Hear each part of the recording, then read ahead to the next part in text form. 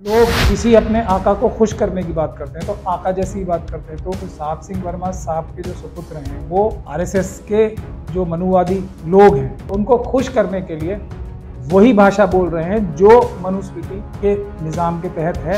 ये जो साहब सिंह वर्मा साहब के बेटे हैं सीधे सीधे मुसलमानों का नाम उन्होंने इसलिए नहीं लिया इसमें। वो मनुवादी मुसलमानों से भी ज्यादा अगर किसी से ज्यादा नफरत करते हैं तो वो हैं SC ST और OBC के लोग। तो UAPA के जो धाराएं हैं वो भी सुरेश चौहान के जी पे लग रही हैं और उनके ऊपर SC ST एक्ट की भी धाराएं लग रही हैं।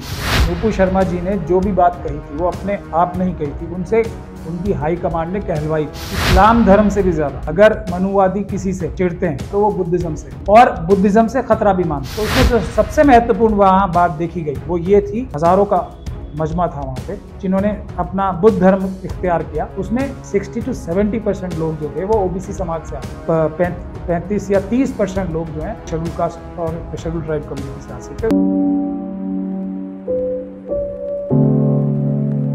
कि पहली बात यह है कि मैंने जो साहिब सिंह वर्मा साहब के जो सुपुत्र हैं उनका बयान तो मैंने देखा है टीवी उस पे सोशल मीडिया पे, तो उन्होंने कहीं मुस्लिम कम्युनिटी का नाम नहीं लिया है।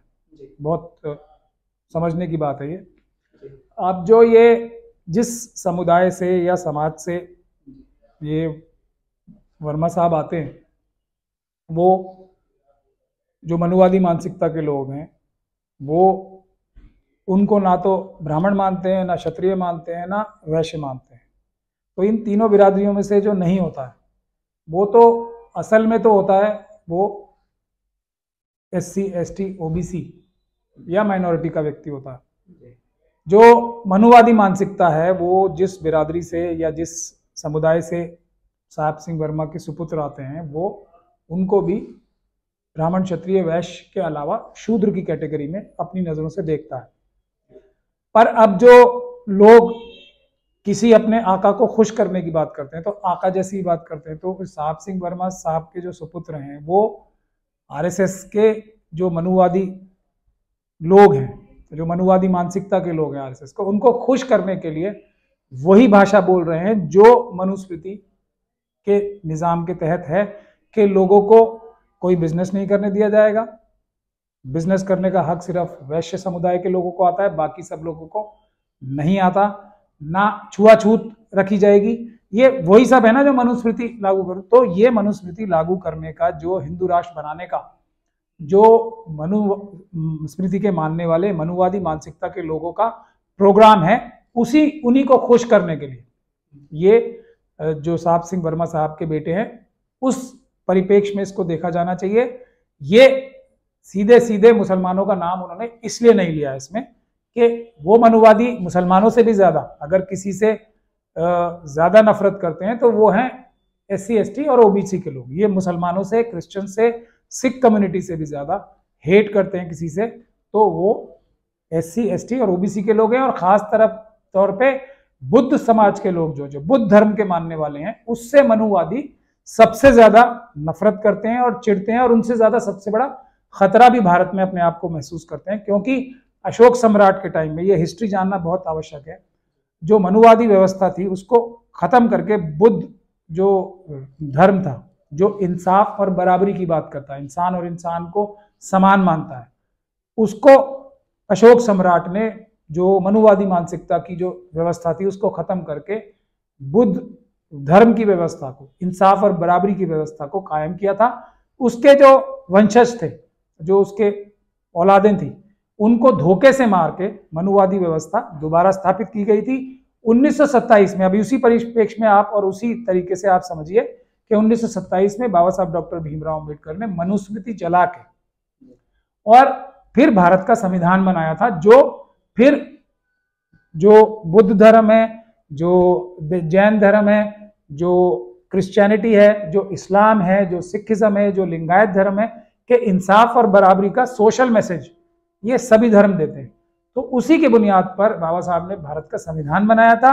तो अब ये लोग जैसे अशोक सम्राट के वंशज यानी कि उनकी औलादों को मार के दोबारा मनुस्मृति या मनुवाद को स्थापित किया था, तो अम्बेडकरवाद को यानी कि संविधान को खत्म करके दोबारा मनुस्मृति लागू कराने की साजिश है। उसी साजिश का ये जो साहब सिंह वर्मा साहब के सुपुत्र हैं, उसी साजिश के एक हिस्सा बनने के लिए इन्होंने ऐसा बयान दिया। तो देखिए ये वही बात है, इसमें एक तो SC ST की धारा भी लगती है और आतंकवाद की धाराएं भी लगती हैं, ये जो सब मारने काटने की बातें हो रही।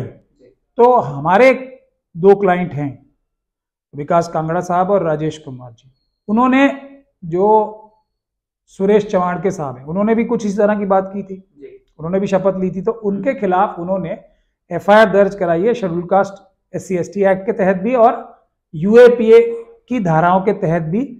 पुलिस ने नहीं की थी, उसके बाद उन्होंने अदालत में 156(3) लगाई हमारे माध्यम से, हमें वकील करके, और फिर अदालत ने उनकी FIR को भी एक और FIR के साथ मिक्स ज्वाइन कर दिया है और अब उसकी कार्रवाई जारी है।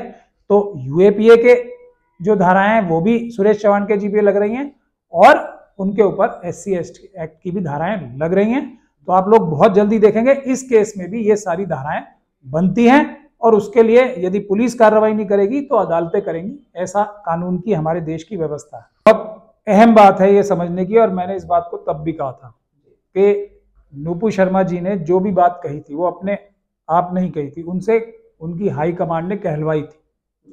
किस लिए कहलवाई थी? अगर आप मेरे उस टाइम के बयान देखेंगे, पाकिस्तान और चाइना को मदद करने के लिए, क्योंकि 57 मुस्लिम देशों ने जो रिएक्शन इंडिया के प्रति और इंडिया के प्रोडक्ट्स के प्रति दिया था, यही मनुवादियों की मंशा है कि, और इनके जो मनुवादी गुजराती मनुवादी मानसिकता के जो बिजनेसमैन हैं, उनके सारे जो पैसे का लेन देन है वो तो चाइनीज कंपनीज के साथ है। चाइना की जो चाइनीज आर्मी की कंपनी है, PLA की कंपनियां हैं, उनमें उनकी हिस्सेदारी है। जो CPC यानी कि कम्युनिस्ट पार्टी ऑफ चाइना की कंपनियां हैं, उसमें भी मनुवादी मानसिकता के गुजराती बिजनेसमैन की हिस्सेदारियां हैं। तो ये सब जो है साजिश, चाइना को फायदा पहुंचाने के लिए जो गुजराती हैं मनुवादी मानसिकता के बिजनेसमैन, उन्होंने ये साजिश रची थी। और ये साजिश का अंत जो है नुपुर शर्मा जी के केस से बिल्कुल नहीं हुआ था। मैंने ये तब भी बात कही थी। उनकी मंशा यही है कि जितने भी इस्लामिक धर्म के मानने वाले लोग हैं वो भारत के लिए जो उनके अच्छे संबंध हैं, जो व्यापारिक अच्छे संबंध हैं और जो हमारी एक दूसरे के ऊपर सैकड़ों सालों से डिपेंडेंस है, वो खत्म हो और इसका फायदा चाइना उठाए, चाइना के प्रोडक्ट्स वहां बिके, एक बात। और भारतीय जो लोग वहां पे नौकरियां कर रहे हैं या व्यापार कर रहे हैं, उनको वहां पे से वहां की जनता इतनी नाराज हो जाए कि उनको वहां से निकाले। यही साजिश का हिस्सा है कि अब आप देख रहे हैं कि बुद्ध कम्युनिटी जो है, अब हमारे अच्छे संबंध जापान से भी हैं, थाईलैंड से भी हैं, म्यांमार से भी हैं और दूसरे जो कंट्रीज हैं जो बुद्ध धर्म को मानती हैं उनसे भी अच्छे संबंध हैं। यही काम वो उन कंट्रीज में भी भारत के लोगों के प्रति लोगों की नफरत पैदा करने चाहते हैं जो बुद्ध धर्म के मानने वाले।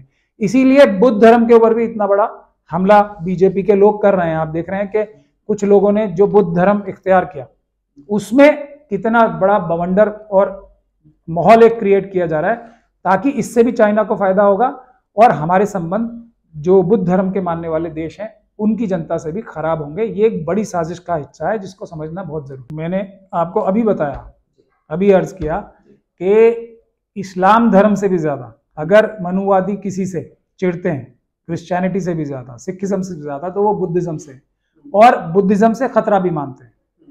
तो अब जब ऐसा काम ये कर रहे हैं और संविधान हमें सबको इजाजत देता है, और ये धर्मांतरण का जो कानून है ना, ये बिल्कुल गैर कानूनी है और जो भी इस कानून को लागू कर रहा है वो गैर कानूनी है पूरी तरीके से। जो ये तो उसी सिलसिले में जब बुद्ध धर्म के लोगों ने, भंते सुमित जी हैं और जो बाबा साहब के पौत्र हैं, नहीं जो भीमराव अम्बेडकर साहब हैं, जो उन्होंने मुझे कहा कि ये हम प्रोग्राम कर रहे हैं, हम आपको वकील की हैसियत से बुलाना चाहते हैं, अम्बेडकराइट की हैसियत से बुलाना चाहते हैं और एक मुस्लिम की हैसियत से बुलाना चाहते हैं। तो मैंने अपना अम्बेडकराइट होने की वजह से और एक माइनॉरिटी कम्युनिटी की वकील की हैसियत से ये मैंने अपनी फर्ज समझा कि अगर इस प्रकार का कोई गैरकानूनी काम सरकार करती है, किसी को भी धर्मांतरण करने से या करवाने से रोकती है, तो हमारा ये फर्ज है वकीलों का खास तौर पे, उसमें भानु प्रताप जी भी गए थे और भी वकील गए थे, हमारा ये फर्ज है कि सरकार अगर उसमें कोई बाधा पैदा करे तो हम लोग चट्टान की तरह वहां खड़े रहें और कोई भी काम सरकार या पुलिस को ना करने दें इस प्रकार के जो धर्मांतरण का प्रोग्राम था, जिसमें हजारों लोगों ने, और इसमें महत्वपूर्ण बात यह है कि हम लोग वहां खड़े रहे और हमने इस बात को इंश्योर किया कि कोई भी बदतमीजी सरकार वहां ना करे। तो इसमें जो सबसे महत्वपूर्ण वहां बात देखी गई वो ये थी कि वहां पे जो ओबीसी समाज के लोग आते हैं, ओबीसी समाज से जो आते हैं, उन लोगों ने 60 to 70% जो हजारों का मजमा था वहां पे, उसमें जिन्होंने अपना बुद्ध धर्म इख्तियार किया, उसमें 60 to 70% लोग जो थे वो ओबीसी समाज से आते थे। सिर्फ 35 या 30% लोग जो हैं वो शेड्यूल कास्ट और शेड्यूल ट्राइब कम्युनिटी से आते थे। ये भी एक बहुत ही मनुवादियों को जो है एकदम चौकन्ना कर देने वाला या बहुत ही डरा देने वाला इशू है। इसीलिए इसकी मुखालफत अब आप देखेंगे कि हर तरीके से होगी, बहुत जबरदस्त तरीके से होगी। और हम सब वकीलों का खास तौर पे जो संविधान में भरोसा रखते हैं, जो भारत अंबेडकर साहब में भरोसा रखते हैं, जो अंबेडकरवादी हैं, उनकी यह जिम्मेदारी है कि किसी भी तरीके से इनके साथ जो धर्मांतरण में रोड़े अटकाए जाते हैं या उनके साथ कोई गलत कानूनी कार्रवाई की जाती है, तो हम लोग पूरी ताकत से उनके साथ खड़े रहें। दुनिया की कोई भी ताकत जो है उनको इस काम की आज़ादी से नहीं रोक सकती। ये हम सब लोगों का फर्ज है। क्योंकि कोई भी कांड हो, भारत का संविधान, भारत का कानून सबके लिए बराबर है।